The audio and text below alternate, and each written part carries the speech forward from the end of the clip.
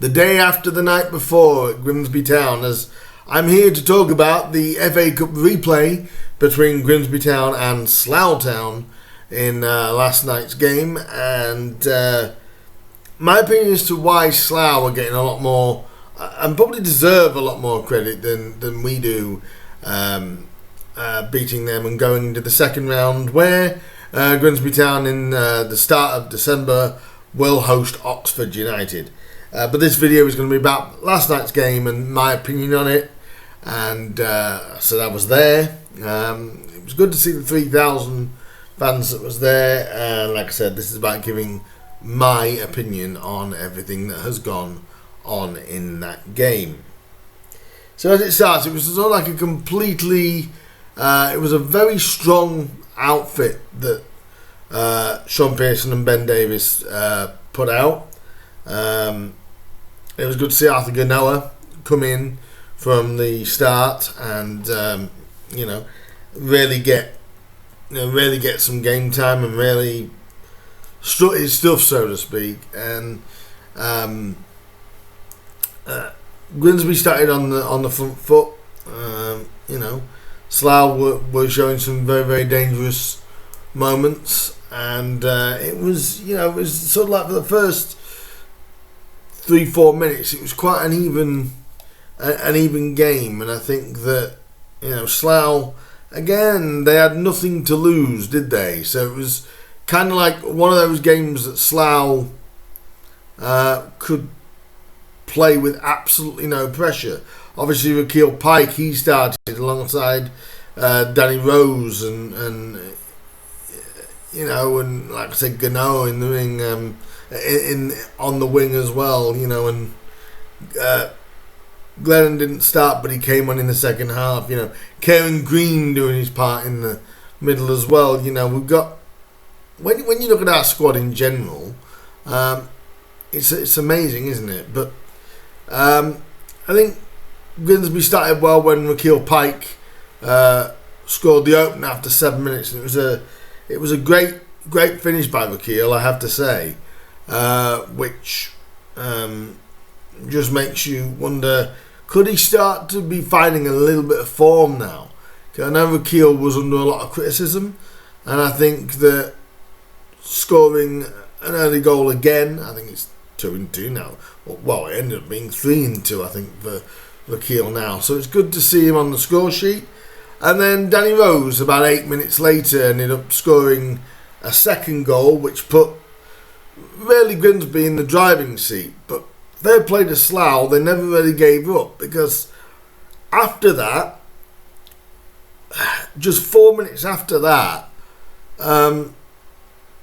Slough got, you've got to say, one of the simplest goals from a corner. Slough earned a corner, well worked as well for Slough, and they just put the ball in on Cartwright and the defence, and they all sort of, it looked like it was like musical statues without the music, really. The defence didn't move, they didn't really do anything. It was just somebody get the head on it, and happened with the Slough guy, and Dice got the goal on 20, and then we did a sort of disappearing act for about half an hour, 20-25 minutes to half an hour. We kind of like did a disappearing act, and Ogbonna scored again. Such a simple goal that we conceded for the second, and Ogbonna made it 2-2, and I was thinking, what looked like it was going to be a simple evening, which as we go further on we'll find out that it was. It ended up being, but that sort of 15-minute spell when Slough got back to 2-2, and like I said, a simple finish in a way for Ogbonna, probably more for the move, and again, 2 goals that really could easily have been avoided, and we ended up from going 2-0 to 2-2. Luckily, right on the stroke of half time, Rakeel Pike scored his second goal of the night, a lovely goal again by Pike. I think he really is starting to find some form. Kieran Green got the assist for him on that one. Greeny again doing his thing. Really love Kieran Green. Really like Kieran Green. He's a player that I think we're lucky to have in the middle. He's like the engine room of this team, and gotta love him. So we actually went in at half time 3-2 in front. But to be fair, Slough were not out of it. Slough were constantly in it, and really made us have to work for what we did. And then we came out, and Slough had a real good kick at the start of the second half. Really thought they're still in this, because how easy we conceded the first 2 goals. They obviously would have felt you can get at Grimsby's back line, you've got a chance of scoring again. Luckily, on the 65th minute, Arthur Ganoa scored his first of two goals, and that was a very pleasing finish for Arthur. I was so pleased for him, because he's been sort of hit and miss when he has been on. He's played a few good games, and some not so good. Not played much in the team recently, but he came in and sort of showed what he can do on 65 minutes to make it 4-2. And Slough still had a little bit even then.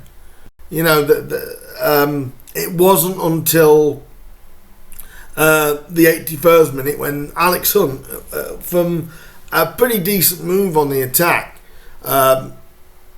arrowed in a beautiful shot from a very tight angle to make it 5-2, which sort of sealed our path through after that. I think Slough had given everything they possibly could, and we then just started to exploit our fitness, and our quality started to shine through. We then scored. Arthur Ganoa scored his second goal of the night on 85 minutes. Ganoa got the assist for Hunt's goal, by the way, and then Callum Ainley, who'd come on. It was touch and go whether he'd even be in the matchday squad, but he came on, and as Sean Pearson said in his post-match, he was very pleasantly surprised by how well Callum did. So it was good to have Callum back.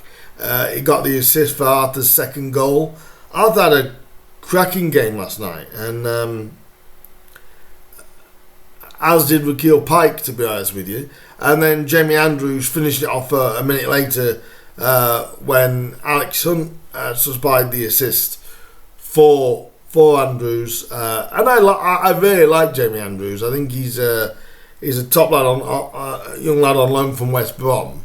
I really like it. I like his work rate. I like everything about the lad. He's definitely got something about him, and I like the way that we're doing it. I like the way attackingly the way we played.